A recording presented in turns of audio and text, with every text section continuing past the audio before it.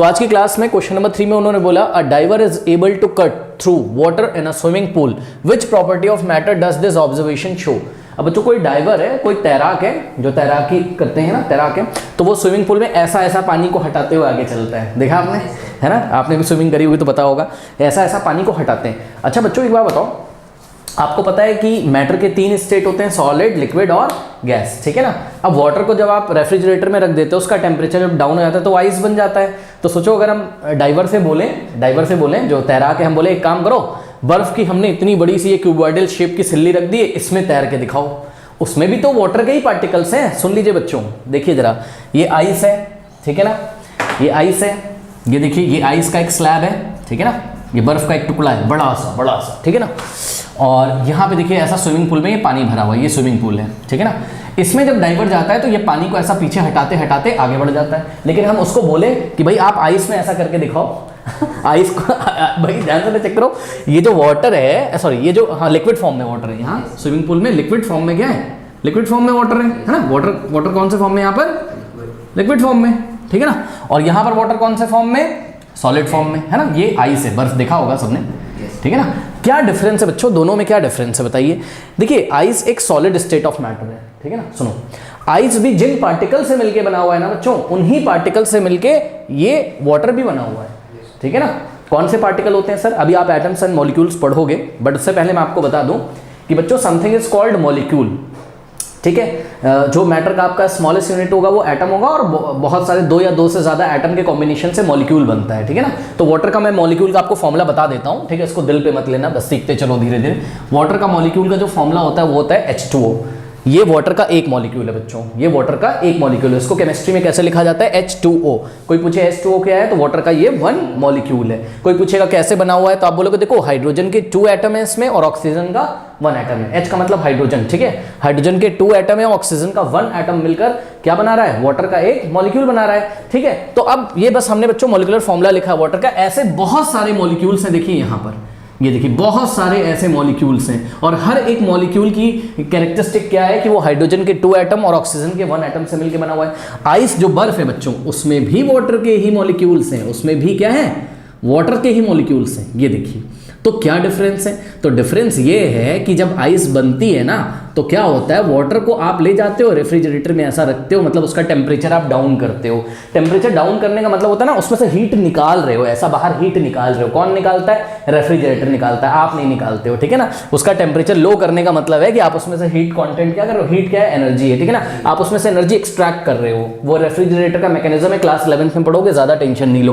तो रेफ्रिजरेटर ने इसमें से हीट एनर्जी निकाल दी। सुन लो, याद रख लो बच्चों, जब भी कोई सिस्टम से हीट निकल रही हो, या कोई सिस्टम हीट रिलीज करे, या उससे कोई हीट निकाल ले, या एनर्जी किसी सिस्टम से निकाल ले, तो सिस्टम स्टेबल हो जाता है। सुन लो, तो सिस्टम स्टेबल हो जाता है। तो ध्यान से चेक करो, इसमें से बहुत सारी हीट ऐसा वाटर से जब निकाल दी गई तो इसका टेम्परेचर डाउन हो गया और ये क्या बन गया, आइस बन गया, ठीक है। ऐसे में वाटर के पार्टिकल्स बहुत पास पास आ जाते हैं बच्चों, ये बहुत पास पास आ जाते हैं, ठीक। लेकिन यहां पर ध्यान से चेक करिए, इसमें इसकी एनर्जी ज्यादा है। तो अगर हम बोलें लिक्विड फॉर्म में वाटर की एनर्जी कैसी, तो आप बोलोगे यहाँ पे एनर्जी कैसी है, ज़्यादा है, और यहाँ पर एनर्जी कैसी है, एनर्जी यहाँ पर कैसी है, कम है, ठीक है ना। इस चीज़ को आप ध्यान रखिएगा। तो ज़्यादा स्टेबल कौन है, ये सॉलिड स्टेट में ज़्यादा स्टेबल है, क्योंकि इसकी एनर्जी कम है। जितनी कम एनर्जी होगी उतना ज़्यादा सिस्टम स्टेबल होगा, ठीक है ना। अगर ये बात आपको नहीं समझ में आती, आप ऐसे समझ सकते हो, एनर्जी को टेंशन समझ सकते हो। टेंशन आपकी लाइफ में मान लीजिए टेंशन ज़्यादा है, तो आप कहाँ स्टेबल रहोगे, हैं। एनर्जी को आप टेंशन सोच के चलो, अगर आपकी लाइफ में टेंशन ज़्यादा है आप स्टेबल नहीं रहोगे, अगर टेंशन कम है तो आप स्टेबल हो, ठीक है। इस तरीके आप समझ सकते हो। बहरहाल मैं आपको बच्चों ये बताना चाहता हूँ कि यहाँ पे देखिए पार्टिकल अब पास पास है, इसकी एनर्जी सिस्टम की ऐसे लूज हो गई, निकल गई हीट के फॉर्म में। किसने निकाला, रेफ्रिजरेटर ने, उसका अपना काम है, उसको छोड़ो, ठीक है ना। अब ये स्टेबल हो गया, इसके पार्टिकल बहुत पास पास आ गए, पार्टिकल्स के बहुत पास पास आ गए। बच्चों ध्यान से चेक करिए, इसके पार्टिकल दूर दूर, इसके पार्टिकल पास पास। तो हम क्या बोलते हैं, मेरी बात ध्यान से सुनिए, अभी हमने इन पार्टिकल्स को क्या बोला था बताइए, मॉलिक्यूल बोला था ना, कि भाई ये वाटर के मॉलिक्यूल्स हैं बहुत सारे, एक मॉलिक्यूल का फॉर्मूला क्या है, H2O। ऐसे बहुत सारे मॉलिक्यूल्स हैं। तो बच्चों जब 2 मॉलिक्यूल के बीच में फोर्स लगता है ना, तो इसको इंटरमॉलिक्यूलर फोर्स बोला जाता है। क्या बोला जाता है, इंटरमॉलिक्यूलर फोर्स बोला जाता है। क्या बोला जाता है, इंटरमॉलिक्यूलर फोर्स, ठीक है। जब 2 पार्टिकल्स के बीच में, 2 पार्टिकल तो नहीं, 2 पार्टिकल क्या है, पार्टिकल कौन है यहाँ पर, पार्टिकल यहाँ मॉलिक्यूल्स है, ठीक है ना। तो जब 2 मॉलिक्यूल्स के बीच में फोर्स लगेगा तो इसको हम क्या बोलेंगे, इंटरमॉलिक्यूलर फोर्स।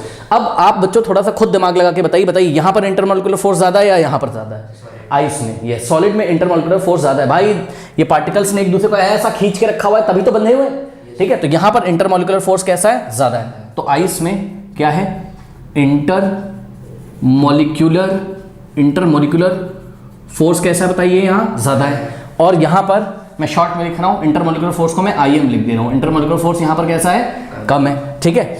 अब पार्टिकल के बीच में स्पेस यहां पे ज्यादा है कि यहां पे ज्यादा है, तो जवाब है यहां पे ज्यादा है, ठीक है ना। तो स्पेस यहां पार्टिकल्स के बीच में या वाटर के पार्टिकल्स के बीच में या मॉलिक्यूल्स के बीच में, यहां पर बच्चों स्पेस, इसको हम इंटरमॉलिक्यूलर स्पेस भी बोलते हैं। क्या बोलते हैं, इंटरमॉलिक्यूलर स्पेस। यहां पे स्पेस ज्यादा है और यहां पर इंटरमॉलिक्यूलर स्पेस क्या है, कम है। तो यहां से आप एक कंक्लूजन निकाल सकते हो बच्चों, जब भी कहीं पर इंटरमॉलिक्यूलर स्पेस, या आप बोल सकते हो कि जब पार्टिकल्स के बीच में स्पेस कम होगा, ध्यान से सुनो, पार्टिकल के बीच में जब स्पेस कम होगा, पार्टिकल बहुत पास ऐसे लगे होंगे, तो उनके बीच में लगने वाला फोर्स क्या होगा, बहुत ज्यादा होगा, ठीक है ना बच्चों। ये पार्टिकल एक दूसरे को ऐसा अट्रैक्ट करके रखते हैं, ठीक है ना। इनको हम वॉन डेर वाल फोर्स और तरह तरह के फोर्स से जानते हैं, वो आप क्लास 11th में पढ़ोगे, ठीक है ना। बहरहाल तो बच्चों याद रखिएगा, जब पार्टिकल के बीच में स्पेस कम, तो इंटरमॉलिक्यूलर फोर्स कैसा होगा, ज्यादा होगा, यानी कि पार्टिकल बहुत ज्यादा एक दूसरे को अट्रैक्ट करके रख रहे हैं, ऐसे छोड़ना नहीं चाहते, ठीक है ना। अब दूसरा हमने क्या बताया, जब स्पेस ज्यादा हो जाएगी तो इंटरमॉलिक्यूलर फोर्स कैसा हो जाएगा, कम।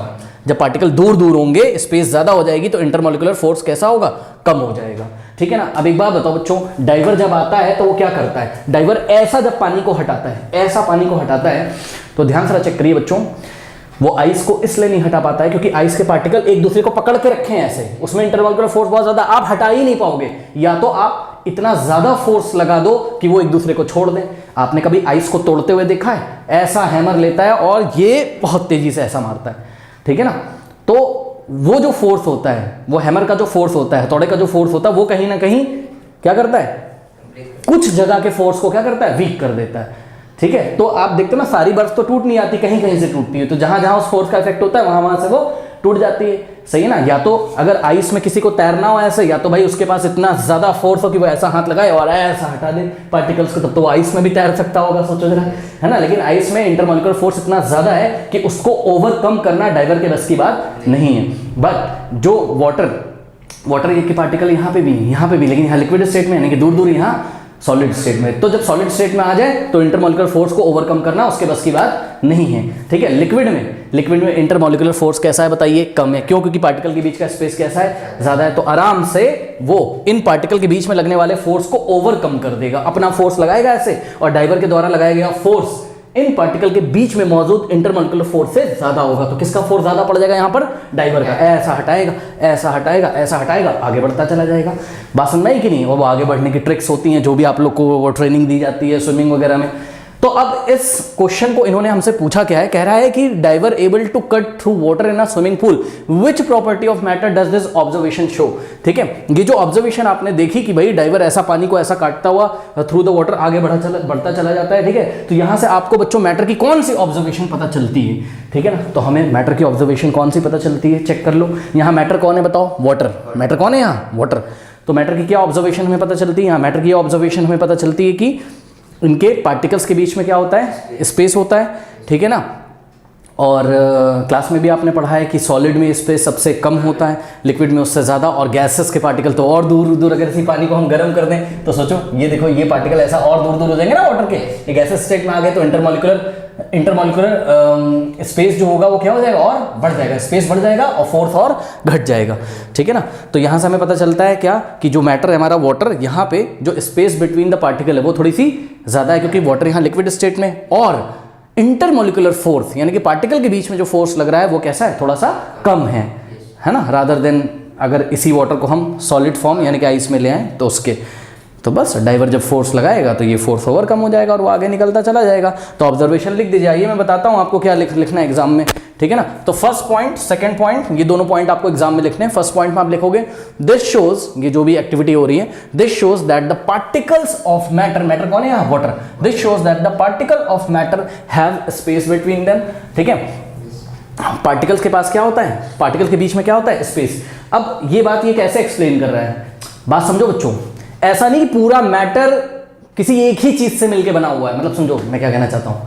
जो पूरा मैटर है ना, जो पूरा पानी बच्चों, वो पार्टिकल्स का कलेक्शन है, बहुत सारे पार्टिकल से बना हुआ है, वो कोई एक ही चीज नहीं है, वो एक जैसे बहुत सारे पार्टिकल से मिलकर बना हुआ, उन पार्टिकल्स को हमने क्या बोला, वाटर का मॉलिक्यूल बोला। तो इन पार्टिकल के बीच में क्या होता है, स्पेस होता है, ये पहली बात है, ठीक है ना। This shows that the particle of matter have space between them.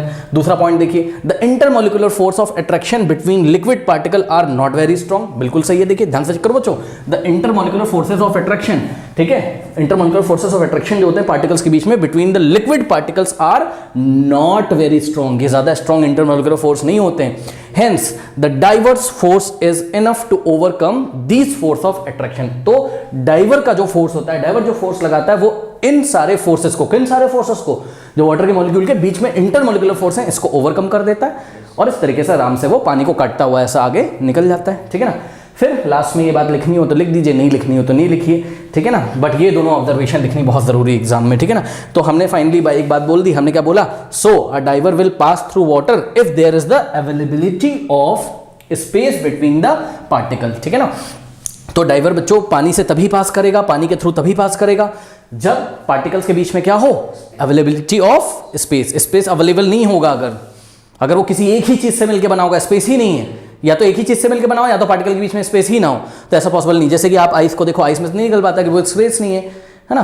तो ये चीज है, तो अवेलेबिलिटी ऑफ स्पेस होना चाहिए पार्टिकल के बीच में, and the force of attraction between the liquid particle are not very strong. ये हमने आपको पहले बता दिया, जो वाटर है लिक्विड है और लिक्विड के जो पार्टिकल्स हैं उनके बीच में फोर्स ऑफ अट्रैक्शन बहुत ज़्यादा स्ट्रॉन्ग नहीं होता है। तो डाइवर के द्वारा जो लगाया गया फोर्स है वो वाटर के पार्टिकल्स के बीच में जो फोर्स है उससे ज़्यादा होता है, इस तरीके से वो आगे निकल जाता है। कोई डाउट बताइए इस क्वेश्चन में। अब बच्चे बोलते हैं सर क्या यही लैंग्वेज लिखे हम आपकी? नहीं भैया, आपको जो लिखना है आप लिख सकते हो, कोई मार्क्स नहीं काटेगा, बस आपको समझ में आना चाहिए। आपको दो बातें लिखनी है, क्या, पार्टिकल्स के बीच में क्या होता है, स्पेस होता है। दूसरी बात है कि यहाँ पे जो हमारा मैटर है वो वाटर है जो कि लिक्विड स्टेट में, तो उसके पार्टिकल्स के बीच में इंटरमोलिकुलर फोर्स बहुत कम होता है, जिसकी वजह से डाइवर आराम से उसको ओवरकम कर देता है। बस खत्म कहानी, ठीक है ना। तो ये हमने आपको समझा दिया है, ठीक है ना।